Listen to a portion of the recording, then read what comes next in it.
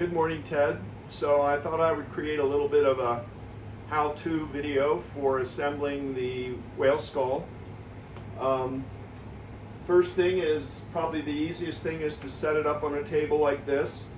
You might get some wood blocks that are the right size so that you can stabilize it to put it on the rear segments of the jaw. We have the face of the rear rostrum, and these are the contact points for the magnets. And then we have the rostrum, and it has the corresponding magnets. We position the rostrum over the contact points and then slide it around a little bit until we get it all lined up and it snaps into place. Be careful to keep your hands out of the gap. You can get a pretty good pinch from that. Then for the jaw, we do a similar kind of thing. Positioned over the contact points, move it around a little bit to get aligned. The jaw doesn't have quite the same strength of attachment because it only has two contact points.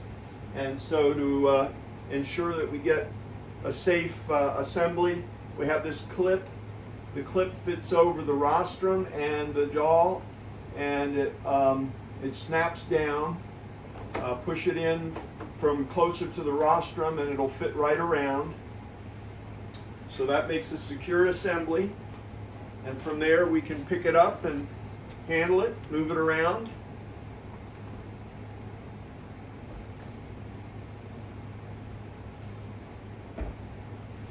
And disassembly is just a reverse of those steps. We take the clip off,